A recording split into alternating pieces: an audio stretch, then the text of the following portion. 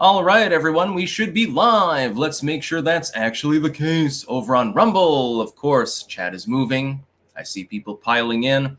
So we're going to get right to it. We've got lots of weird news today. First, NBC put out an article that claimed that Rubio, it's Rubio, little Marco, he's on the short list for VP contenders for Donald Trump. I doubt it. I think that they're talking about the long list, and that is a very long list. I wouldn't worry about Marco Rubio being the running mate for Donald Trump. I mean, you could make it work, but it doesn't really bring anything to the ticket and pisses off some core MAGA. So I don't think that's a serious consideration. And it's basically unnamed sources claim that Marco Rubio is being considered. Well, I mean, we've seen that a number of times. Florida vowing to send Haitian migrants to Martha's Vineyard. I love this. And if DeSantis can actually do this, imagine Martha's Vineyard overrun with, I don't know, 1,000 Haitian illegals or something like that. He would definitely get credit from me if he pulls off such a stunt. So we're hoping that that actually is a thing, that it actually happens. Barbecue jokes aside, it would be funny. Can you imagine the reaction from all the rich bitches in Martha's Vineyard if 1,000 Haitians suddenly were flown in? I don't think that they would have a good day of it. I think that they would be a little bit out of their league, but they're NIMBYists.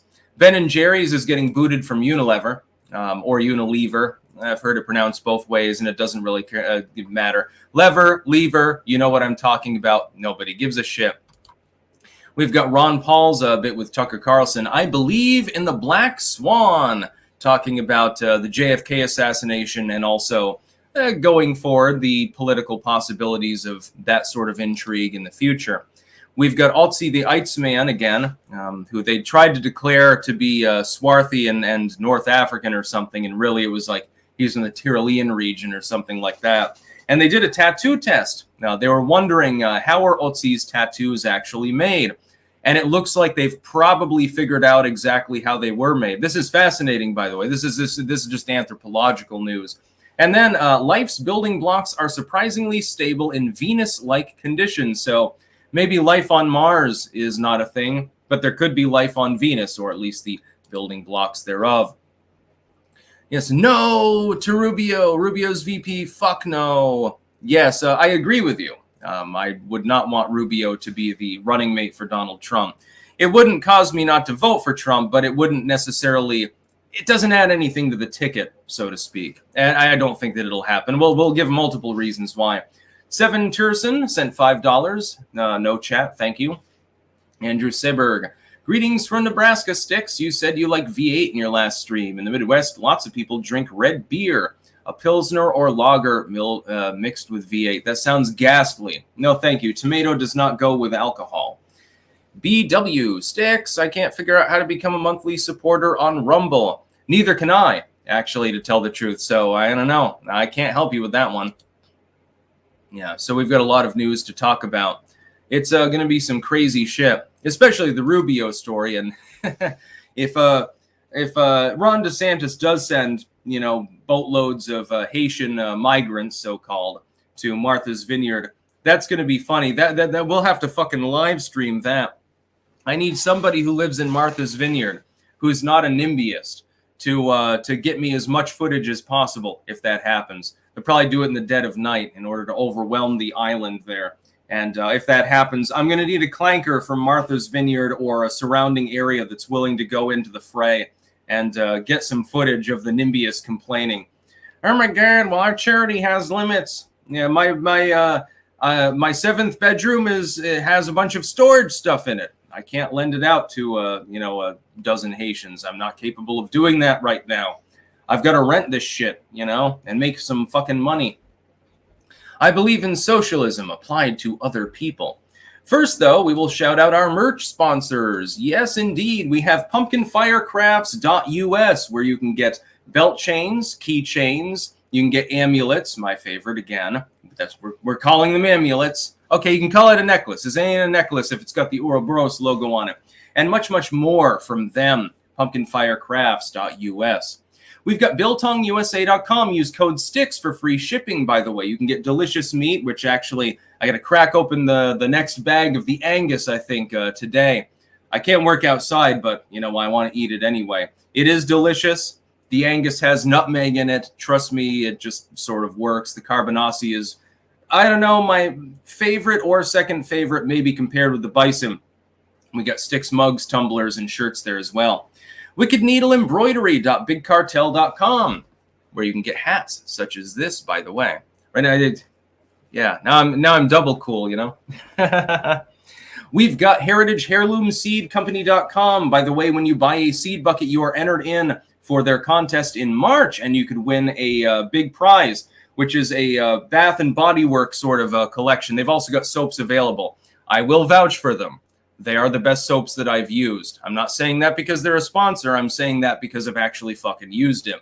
We have websterswares.com /sticks-wares, where you can get Sticks Hex and Hammer merch. It's now available. You can also get a bunch of Trump merch, like the flag behind me, and many other things as well. Jamandbean.com, that is JAMNbean.com, where you can get delicious coffee and tea. And I will highly vouch for the Costa Rica blend. That's of all of them, that's my favorite. They're all good, but that particular coffee blend is the one that I would go with. I'd fucking buy a crate of it, actually. For the end times, you know, you're hunkered in the bunker, nuclear war because of Joe Biden, but you've got delicious coffee. You just have to have a steady supply of water.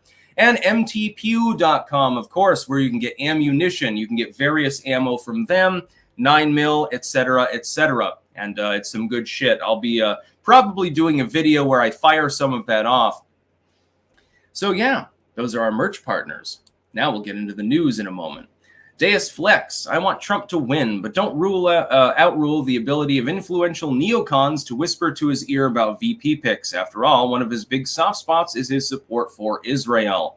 That doesn't necessitate that you have Rubio on board, though. It just, pragmatically speaking, it doesn't add much to the ticket.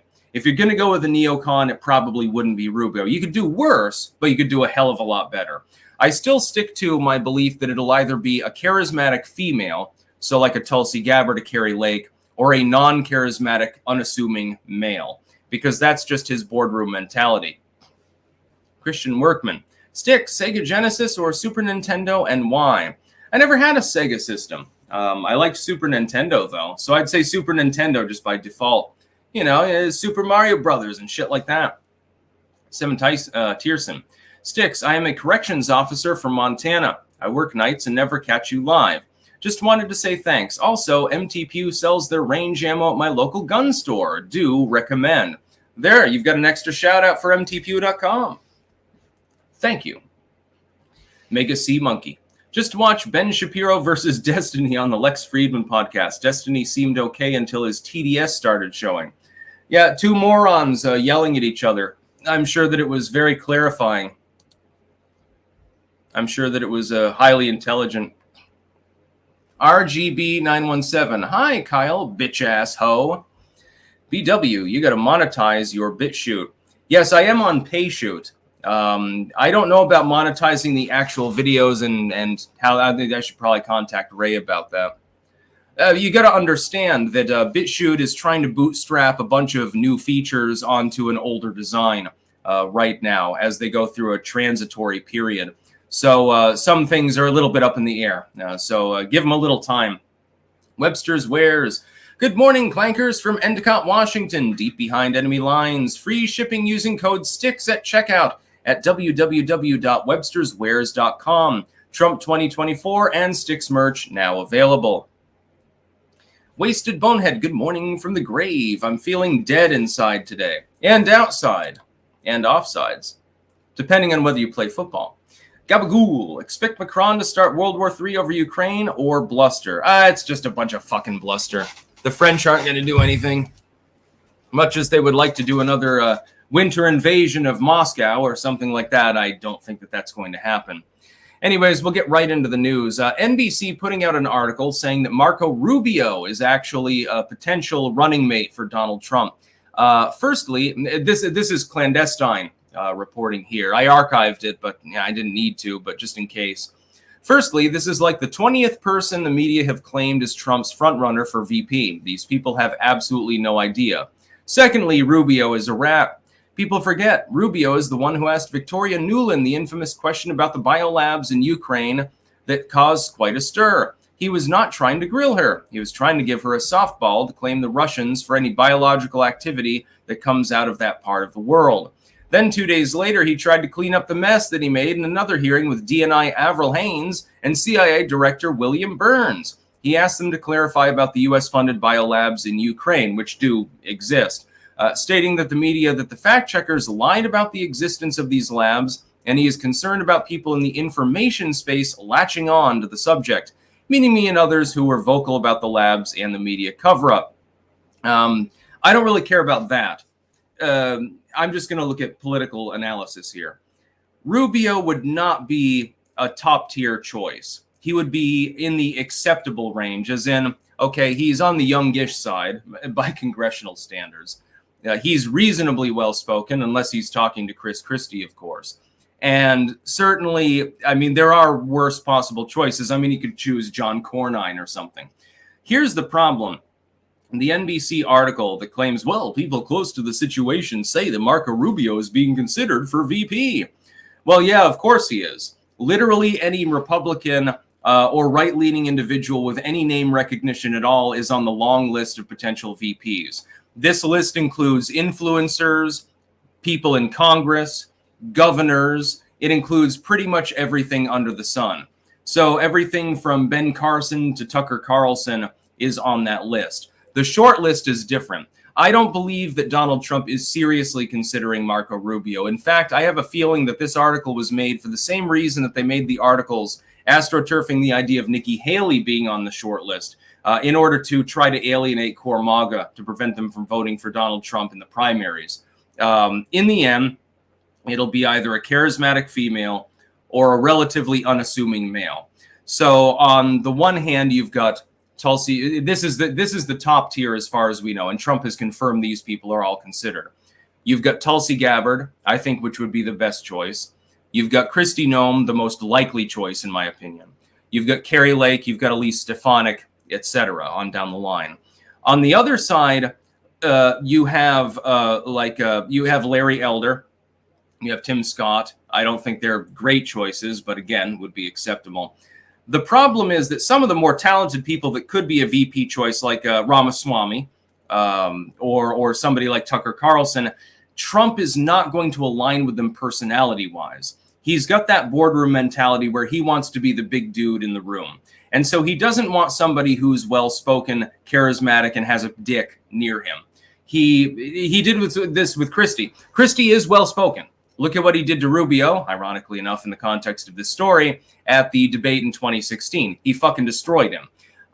That's why he was shuffled on his merry way. He wanted to be sort of a big dude, and you could see him up on stage. You could read the body language. You remember when Christie dropped out and endorsed Trump? You remember he was up on stage like this, and he looked. He was doing like, I'm Trump's top sentinel. I'm the big dude in the room. I'm second in command only to this man over here. I'm the Heinrich Himmler of the administration, if you believe the liberals. But then he was basically sent back to New Jersey. That's Trump's MO. And this plays a role in his hiring decisions. It's not always a good thing. I still believe that it's likely to be a female running mate. That is the likelihood. It's not certain, but it's likely. So, I mean, I don't know where Rubio would fit in there. I mean, he's reasonably charismatic. The youth, relative youth, is definitely an advantage. He's barely in his 50s. That would be a good thing. And he would certainly crush Kamala Harris in a debate, but I'm trying to wonder what he would bring to the ticket that isn't negated by him deleting people from the ticket because core MAGA would say, oh, God, Trump is cucking again. This is another Bolton moment. So I don't think that it's particularly likely. That pie over there, if this cycle already has all the official swing states plus 5-ish Trump, and with all the wacky stuff in New York state happening, New York could be the real swing state. Very unlikely, although a vague possibility. I think that the main swing state will be either Maine or Pennsylvania. If it's the former, then Biden has surely lost, by the way. Free men die free. I'm tired of MAGA. Tim Pool constantly ragging on us libertarians. I know you're MAGA plus libertarian. Tired of the dishonesty among conservatives of libertarian positions, i.e. the Second Amendment versus migrants topic. Yeah, well, I mean, the Louisiana Libertarian Party just came out in support of illegals owning guns. I'm not a member of the Libertarian or Republican parties. I am MAGA plus libertarian in the soft L sense. I'm a classical liberal, I suppose, on that point. I have no problem with Tim Pool bent on his broadcast, number one. But yes, libertarians need to act with more pragmatism if they expect to ever win an election. And that's just the long and short of it. The American people don't want anarcho-capitalism, and we need to understand that. Dillybond, Tim Pool is fully supporting the TikTok bill and calls anyone against it giving up to and wanting China to rule over them. P.S. Keep up the good work. I have not seen that. If you can send me a link, DM on Twitter, I'd be interested in seeing that. I could debate him on the topic potentially. I'm opposed to the TikTok bill because it's not really about TikTok. There are some problems with that. I don't give a shit if you ban TikTok in and of itself from an app store carried in the U.S. That's not the concern. The concern is the other provisions within the bill that are very, very malleable, very open-ended, and very arbitrary. That's really my problem with it. So I don't know Tim Pool's position on that. I haven't seen it. Andrew Van Halen. Kristi Noem would be the safest choice for VP. She would at least get the wine mom vote. Yeah, she's the safe choice. If Trump really wants to go maverick mode, though, he chooses Tulsi Gabbard, in my opinion. Shaker Silver. Tim Scott and Noem are absolutely not acceptable. I'd still vote for the ticket, long as Trump's on it. I would never. I mean, I might have a mild problem with it. Tim Scott he's a little bit too quiet, I think, and he has his own, issues. Kristi Noem has as well, but she's well-spoken. She's in the right age range. She's female. I mean, she'd defeat Kamala Harris, although, Mike Pence did too, so that's not saying much. BW, anyone remember when Trump was calling him Little Marco, and then he took a picture in that big rocking chair? Yeah, that was funny. The unintended. Sticks, it's brilliant how you've created the illusion that you and Razor are not the same. Razor hates pineapple on pizza. You don't. I applaud your long-term storytelling skills. God fucking clank. Yeah, no, pineapple does go on pizza. It doesn't have to, but it can. Wasted Bonehead. Afraid I have to go early. Tell Sigil to fuck off. Tell King Anton he's the best, and tell Razor to stop putting ketchup on burnt steak. I've tried to convince him of that before, but he won't listen to me. It's a big problem. Yeah, I mean, it's not really steak at that point. It's more like a briquette.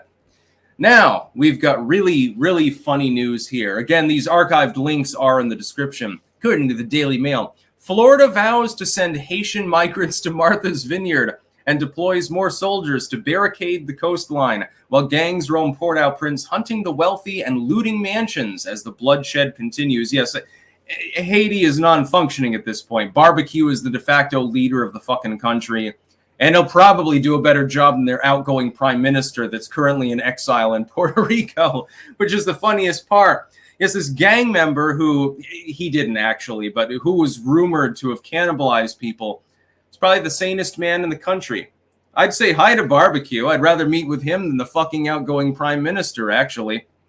At least you got a cool nickname.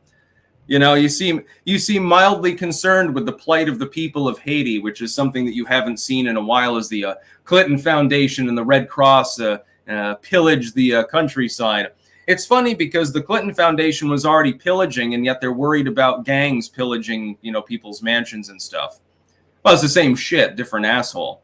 It's just that this is interior instead of external. I strongly agree with the premise of sending the Haitians to Martha's Vineyard as they arrive in Florida. Just make sure there are enough of them. As the last time, the only problem with Ron DeSantis' stunt before, and that was mainly, Venezuelan and Central American migrants, was you didn't send enough of them. You didn't overwhelm them enough.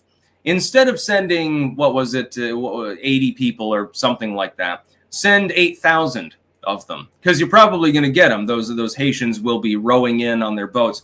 Go ahead and grab them up. Don't bother. I wouldn't even fortify the coastline other than having like de facto border control at the southern coast.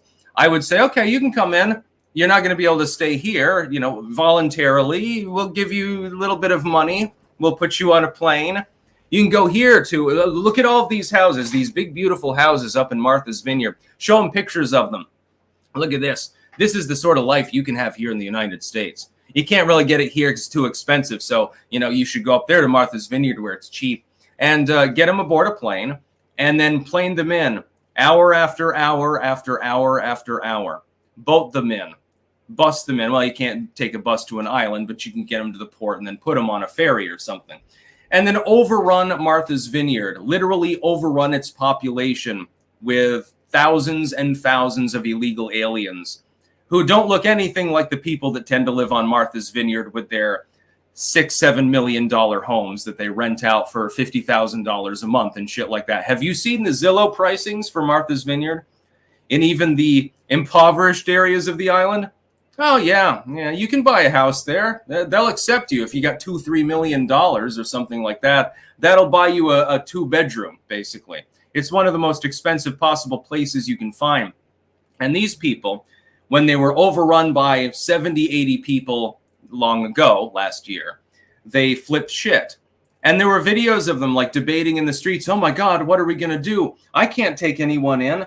But I've got guests over and stuff like that. Yeah, because you sublease your home and you rent out rooms and shit like that. These rich bitches up there live on Martha's Vineyard sometimes and then rent the rest of the year. A lot of the population there is migratory, effectively. And it isn't lily white, but it's like 90% Democrats. And these are all a bunch of rich people that own the properties. And I think they need a little bit more diversity on that island because they don't have enough of it. Laura Blue Eyes, who I debated on Lev's podcast the other day, was complaining. She said, well, Martha's Vineyard already has diversity. I looked up the demographics. It's 80% white, okay? And white non-Hispanic. That's not very diverse. The national average is like 45% white non-Hispanic. So they're too white and they're too non-Hispanic, and they need more diversity. Well, they should house those Haitians in their homes. They don't mind if they're 5 to a bedroom because they're used to living in a dirt-floored shack and shit like that after the earthquake down there. I'm sure that they'll find the accommodations quite lovely. And I'm sure that they'll be big fans of avocado toast and arugula salad and shit like that the hipster NIMBYists up there serve. I support the plan fully. I hope that others get involved with trying to coordinate it. I would fucking donate myself and I would make a fucking 10-hour benefit live stream to raise money for such a fund. Buying flights for Haitians to Martha's Vineyard. That'd probably be a good idea now, wouldn't it? I think they need more diversity up there, those rich bitches. Elizabeth Warren and all the others. Send them to Kamala's home, too. Blue DeGolier. Thanks, man, for shouting out our silly TV series, Hillbilly Horror Show. Get some of your fans to stop by and say, hey, Cousin Lulu thanks you. Free to watch on various platforms, including Tubi. Thanks. The Dashing Rogue. On the topic of TikTok bill, it's not a ban. China Uncensored stated did a really good explanation beyond abstract summary worth of view, Birdman. Yeah, I read the bill, and I know that it's not an outright ban. You can still use TikTok. But the idea of forcing the sale to a U.S. company or banning it from being platformed in the U.S. is something that should not be done. That's not a power that I want the President of the United States to have. I wouldn't trust goddamn Trump with that power. Hell, I wouldn't trust myself with that power if I were the President of the United States. It's unacceptable. It's unconstitutional. Deus Flex.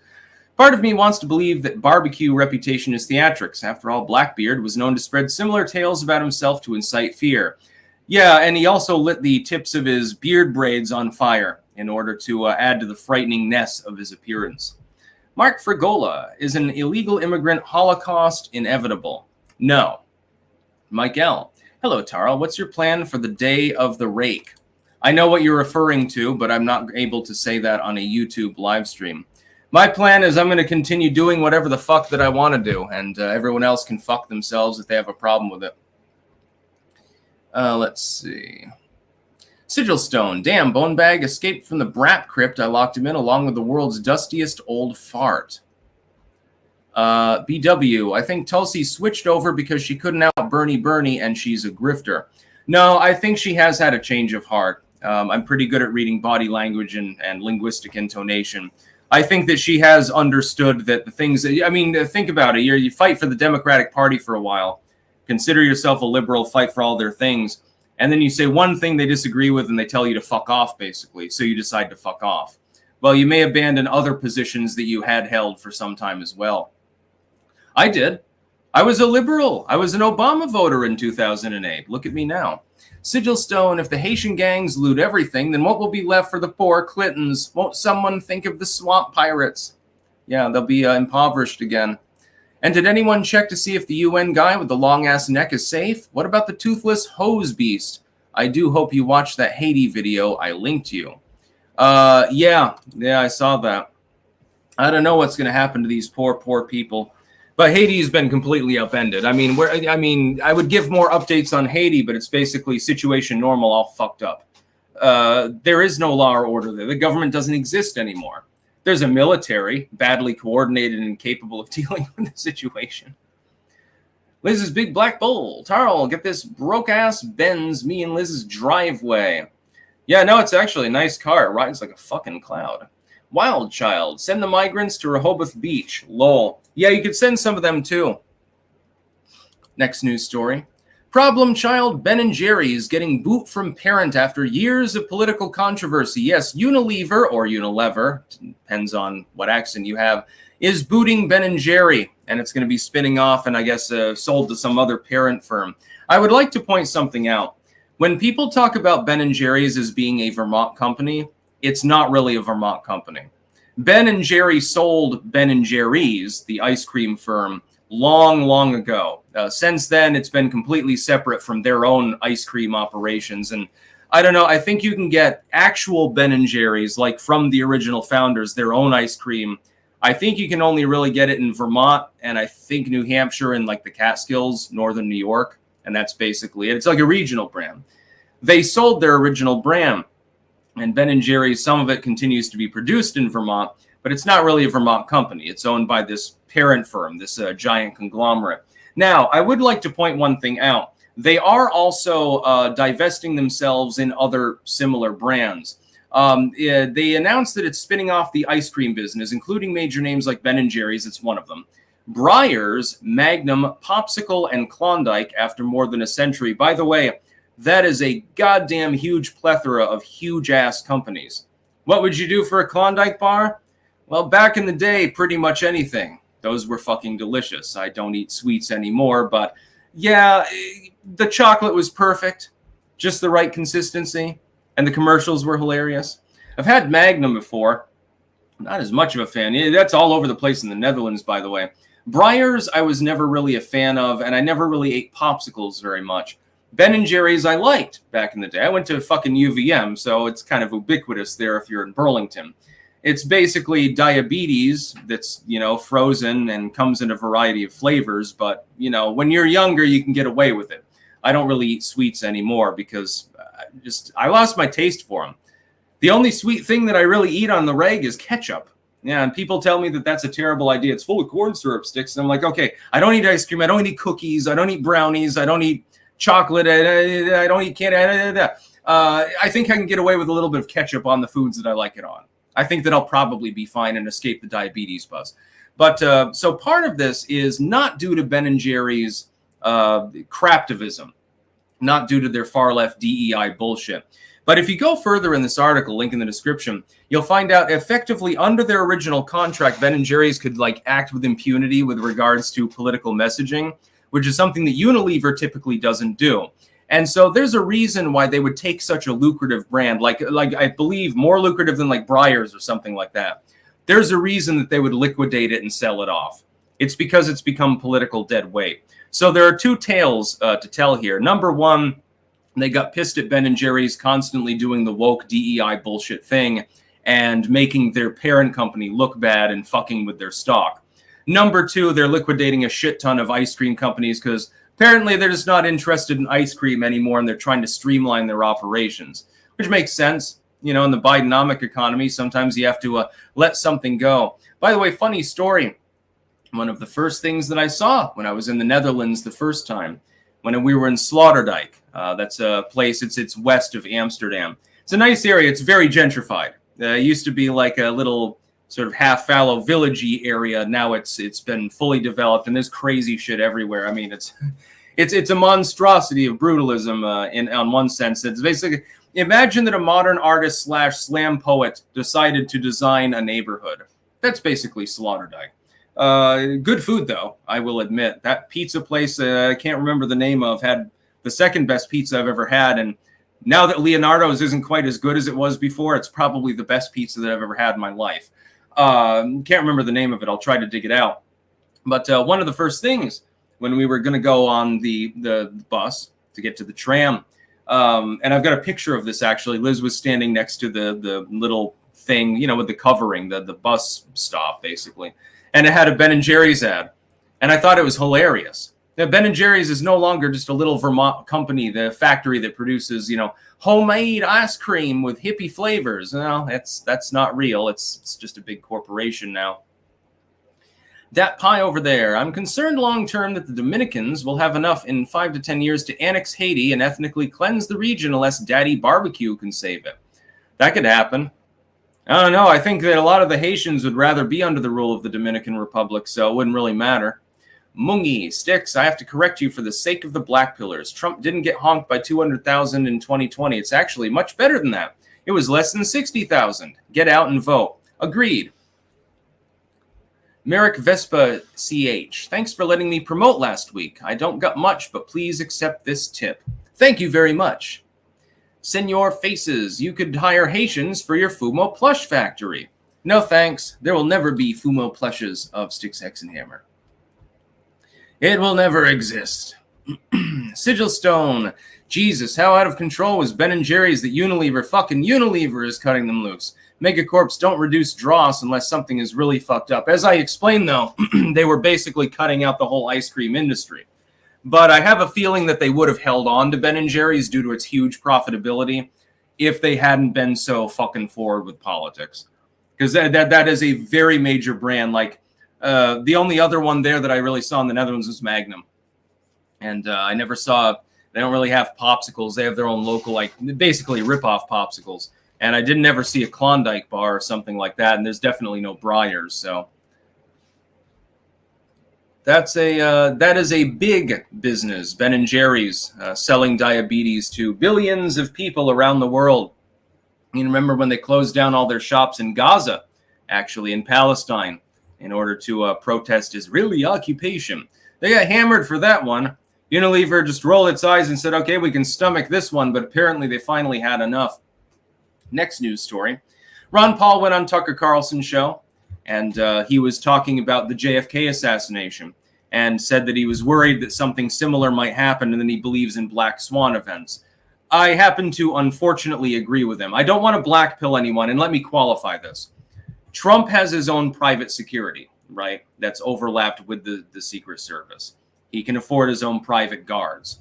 He's in a safer position than, well, certainly like an RFK Jr. or something like that, and Ron Paul alluding to that as well, I believe. And so I don't imminently worry about his safety. What I do worry about is the radicalization of far-left elements in the country by people like Maxine Waters who say, confront them at the gas station, confront them at the restaurant, and don't give them a moment's rest. And all of the bullshit of like Antifa and you know, the other groups like that, BLM. I worry that some psychopathic leftoid is going to go crazy and attempt an attack on Trump. Does it succeed? My hope, of course, is no. I'm going to be voting for him. I'd vote for him for his fucking corpse, actually, at this point, because even a skeleton, you know, just ask Wasted Bonehead, it'd still do a better job than Joe Biden or Kamala Harris anyway, so it doesn't really matter. It is worrisome, though, because you could have such a thing actually happen. We've got a precedent for it. Now, he mentions the CIA in connection with the assassination of JFK. I think there was an involvement or a likelihood of involvement. I've never believed in the lone gunman theory because it makes no sense.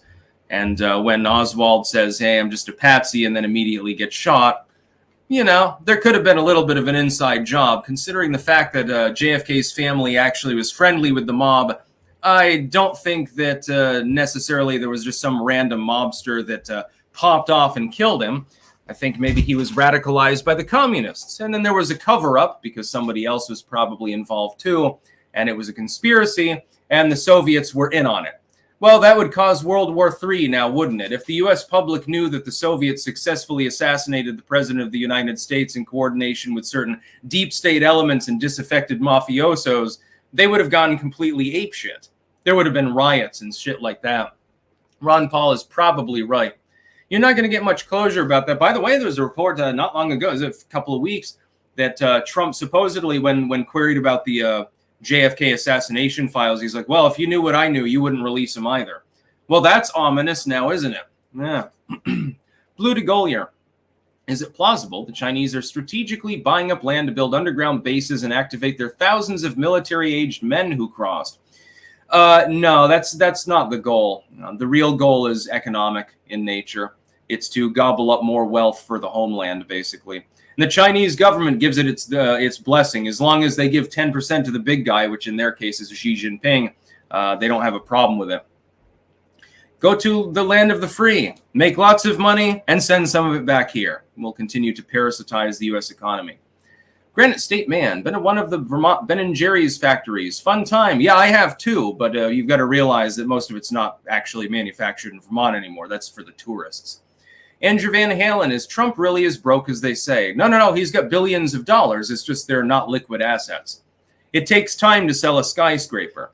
He should basically, my opinion is that he should cede Trump Tower in New York and say, well, I don't live there anymore anyway. You can have Trump Tower.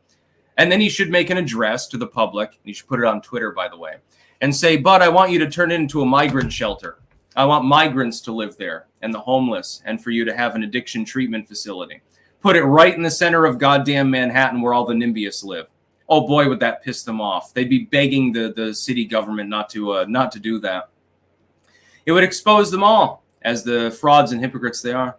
Hack bodies. What if Kennedy's head just did that on its own? Yeah, I know. It just randomly blew up. He ate too many sour warheads or something like that. Oh, wait, they didn't exist back then. Michael D'Angelo, 27-year-old male. I got to lose like 60 pounds. Any recommendations? I really respect your opinion. Thanks for being you, bro. Longtime supporter. If you want to lose weight, intermittent fasting can work. Simply slimming down your meal size. Better choice of what you eat. It's harder for most people to get the time into exercise, so you really have to focus on the diet side first. And once you see that improvement, then it can motivate you. Doing exercises, you're sitting at your desk, but you've got, you're lifting a little bit at the same time. Marginal improvements, a little bit more exercise, maybe a couple of walks or jogs a week, and then a little bit less caloric intake. If you happen to drink alcohol, I would cut that out first because that's a source of empty calories, by the way. Eat lots of yummy salads. And by the way, you can make some really good salads with high protein. Put some hard-boiled eggs in the salad and make sure to top it off with some sprouts. Oh, I've got sprouts over there. They're almost ready to go. Hiro Sanishiban, since you plan to go back to Europe, would you be able to make it to England for Sargon's podcast on the Lotus Eaters, or is that not logistically possible? Well, I'll be in the Netherlands, not in England, so probably not. King of Biltong, good morning from Anton's Meat and Eat. Free shipping for your biltong using code STICKS on biltongusa.com and antonsusa.com. Resolve the shipping code issue. Please email us if you still experience issues. Yes, you should definitely get some delicious meat from them. I'll be eating some of that carbonasi probably later. I don't know, the snow is melting off. Maybe I'll have time to do something outside. Sigilstone. The only black swan that's acceptable in the U.S. is that movie where Mila Kunis goes down on Natalie Portperson. 10 out of 10 would recommend that scene. Never seen it. Although I think Liz has mentioned that movie before. I don't know. Next news story. We've got some science here that we've got to talk about, some anthropology. New evidence suggests Otzi the Iceman's tattoos were made using a single pointed tool. Yes, there are multiple ways to do tattoos. And I'll be reading through this a little bit. Prior research has suggested 4 possibilities. This is for the Iceman. You've probably heard of Otzi the Iceman. Found up there frozen in the mountains, and they tried to claim that he was ethnic, but he's from northern Italy, probably, as opposed to southern Germany. And he had like a copper axe and leather shoes that were stuffed with grass and remarkably well preserved because he's frozen into the side of a glacier, just fucking sticking out of it over time. But he was covered in a number of tattoos, and they've been wondering how they were made. And so they did research. Prior research has suggested 4 possibilities: hand poking, subdermal tattooing, hand tapping, and incision. Because many of the tattoos involve short, straight lines, many have suggested the tattoos were likely made using the incision method, in which an incision is made into the skin using a sharpened object, such as a stone, ouch, and a coloring material, such as ash, is introduced into the incision. In this new effort, the research team sought stronger evidence. The researchers recruited a tattoo artist as a guinea pig. This is hilarious. He volunteered to make multiple tattoos on his leg that were similar to those found on Otzi, using the 4 techniques, which must have taken a long time and been very fucking painful. After the tattoos healed, the researchers captured close-up images of each of the tattoos and compared them with Otzi's. They found the new tattoos made via the hand-poking method were the most similar to Otzi's, making it the most likely method used by the Iceman. The hand-poking method involves sharpening the end of a stick to a point and dunking it in coloring ink. The tip of the stick is pushed into the skin, taking a bit of the ink with it. As the stick is removed, the ink is left behind. To create a line using this method, multiple pricks would be required, each new one abutting the prior one. This method, the team notes, results in a line with tiny overlapping discs, a result observed both with the tattoos created for this new work and on Otzi's body. I find that fascinating. I mean, imagine being that fucking tattoo artist. He had a fucking painful day. Hack bodies. I saw the unedited Zapruder film, JFK Shot First. Yes, quite clearly. Sigil Stone. Sorry, Iceman, your tattoos are nice, but Maverick is still the better pilot. Yeah, so, Otzi apparently, well, he might not have done it himself, took a sharpened stick and just fucking poked it into his skin for hours and hours at a time in order to gain his tattoos. Now, caveat, of course, despite the fact that the body is well preserved, there has been decomposition, both initially while he's frozen there over the course of centuries, and also more recently. There was a story I remember from the 90s where they were worried that the body was beginning to grow mold and decomposition had set in. They had him in a special refrigeration unit, actually, to maintain the body, but they were having problems. I think they upgraded their setup and their system. It's sort of like with Stalin's body. If you touched it, it would probably be like the consistency of a mushroom by now. Your finger would just go through it. The outside is okay, but the inside remains puffy and communistic. With Otzi, we have no evidence of communism, thankfully. Personally, I think that such bodies, generally, once they're studied, should be left in situ or properly buried, because it's like, it is still a human being. You are kind of disrespecting the dead, like with mummies or something like that. Problem is, if you tried to bury him, he'd fall apart within a couple of days. And the other problem is someone would probably do grave robbery, so it'd be a problem.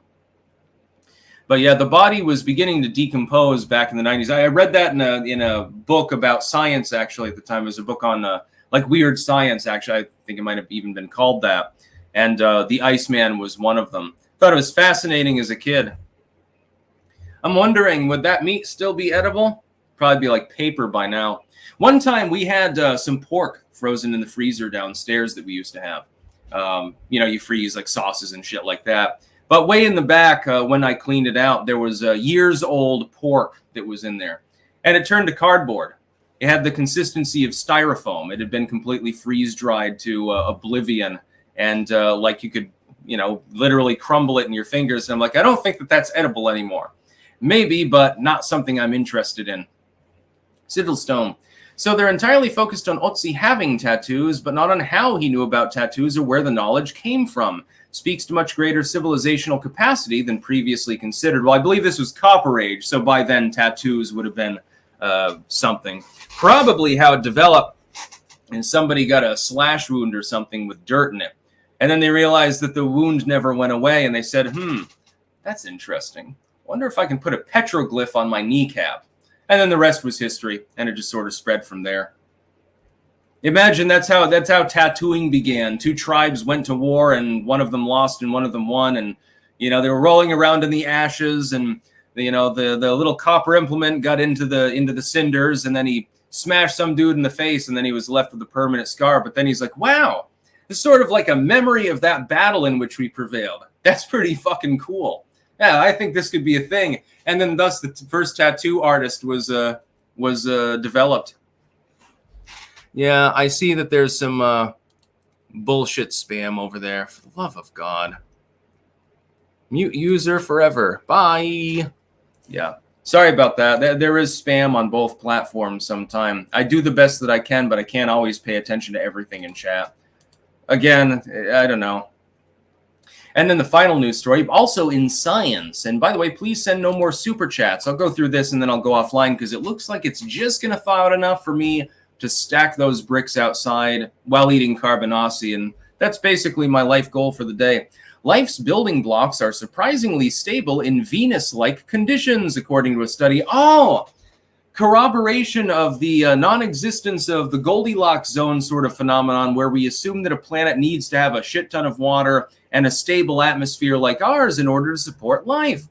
Is there life in the solar system beyond Earth? It might be found in the clouds of Venus. In contrast to the planet's blisteringly inhospitable surface, Venus' cloud layer, which extends from 30 to 40 miles above the surface, hosts milder temperatures that could support some extreme forms of life. We call them extremophiles within biology. If it's out there, scientists have assumed that any Venusian cloud inhabitant would look very different from life forms on Earth. That's because the clouds themselves are made from highly toxic droplets of sulfuric acid, an intensely corrosive chemical that is known to dissolve metals and destroy most biological molecules on Earth. But a new study by MIT researchers may challenge that assumption. Published today in the journal Astrobiology, the study reports that in fact some key building blocks of life can persist in solutions of concentrated sulfuric acid. Well, there's one step closer to acknowledging that there's life on other planets. If it can exist in pure sulfuric acid, I would think that it could easily arise on a planet that's similar to ours. And we now know that something like 40% of the planets out there are Earth-sized, and that a lot of them have water vapor, and that a lot of them appear to have oceanic activity, and et cetera, et cetera, et cetera, et cetera. In fact, the Earth is kind of like a normal planet. It's kind of mundane when you think about it, other than the fact that we know that there's life here of various kinds. There's nothing particularly special about our planet. Venus might be special. It might have extremophiles in the atmosphere. Imagine you send a rover there, manage to get it back, through the clouds of sulfuric acid, and then some pandemic breaks out from, Venusian bacteria or something. By the way, that reminds me of an episode of what was it? I can't remember exactly. You know that old 60s show there in black and white with all the paranormal shit? And there was one episode where I'm literally drawing a blank. I can't remember the name of it, even though it's famous. You remember the one episode, though, if you know what I'm talking about, where towards the end, like it turns out that the Martians are trying to take over Earth. But then the dude that he's trying to menace turns out to be from Venus, actually. And he's like, oh, yes, Earth will be taken over by aliens, but it won't be Martians. It'll be Venusians. Twilight Zone, yes. Sorry. I don't know why I was drawing a blank with that one. Twilight Zone. I also watched Outer Limits, by the way, Sith. That was a good show. Twilight Zone was great. My favorite one, though, was the one where there was that bookworm dude who was always, like, reading, and he didn't want to interact with anyone. He worked in a bank. And he was in the bank vault, and then a nuclear war happened, so everyone fucking dies. And but he's safe because he's deep in the bank vault. He emerges, and he's happier than ever because there's nobody around. And he goes to the bookstore, and he's like, "Oh, this is going to be great." And then his glasses break, and then he was all fucked up about it because he's like, he can't read anymore. That was a very, very interesting episode. Yeah, no, I liked Twilight Zone. I've probably seen every episode. I was having a Biden moment there, though, for a moment. Yeah, that was great. Virgis Meredith broke his glasses. Yeah, I liked that one. Because, like, the irony of those episodes, the plot twist in those episodes is always funny. There was another one with a girl who had, like, a doll that was kind of alive or something like that. I can't remember exactly how that one went. It was creepy as fuck, though. Those old shows and movies, by the way, way creepier than the shit that they make today with all the CGI and it's never believable. Those ones were, it's all human and it's all, it's puppetry, especially, is fucking creepy as shit. Dolls are creepy anyway, though. Sigil Stone, fun fact about that bookworm dude. He also played the Penguin on Adam West's Batman. I didn't know that. Interesting. Yeah, I can't remember exactly how many seasons of Twilight Zone they had. It was a shit ton of them. I should probably get back into watching those sometime. I should just get them all. Didn't Homer survive a neutron bomb once? Yeah, I love the old campy stuff, but Twilight Zone often wasn't even campy. It was just really fucking goddamn creepy. One of the better series ever made. Talking Tina. Yes, yes, Talking Tina. I don't know. I'm just having a good time here. Again, please send no more super chats, though. I'm just paying attention topically to chat. Yeah, Outer Limits was good. You know, I got into a lot of that. That was really big, like especially reruns of the old stuff back when I was a kid, late '90s and stuff. It was all over the place. My favorite stuff is still comedy, like Gilligan's Island is my favorite of all time. But I did like the creepy, like paranormal stuff. And then they had all the Bigfoot hunting and ghost hunting bullshit in the 2000s, and it ruined the History Channel and everything else on TV for people like me. Anyways, oh, one more super chat. Fengxian, any of you guys want to make Andy's Steamy Creamy Soup Company? You could make a dispenser shaped like a butt. Andy's Steamy Creamy Soup. Smells so good, you might try to eat it. Interesting. By the way, Sigil Stone, yes, I have seen Night Gallery. It's not as memorable as Twilight Zone, though, in all honesty. Anyways, I'm going to go offline. I thank you to the 5,000 people that watched live, but I need to eat some carbonasi. I might be able to get outside. I'm not sure. It's still frigid out, but it is sunny. So, you know, if the wind is low, maybe I can get out there, do some stuff in the garden. It's covered in snow, but, you know, that doesn't mean you can't move the bricks and shit like that. So, yeah. I'll be up tomorrow, as usual, with more news. I will be live, and we'll have some more fun. Hopefully we have some more crazy shit to talk about, like DeSantis sending Haitians to Martha's Vineyard. It definitely takes the cake, and Rubio as VP being astroturfed by NBC. It's like, yeah, what the fuck are you talking about? Never going to happen. So anyway, I'm going to go offline. I wish you all well. That's about all.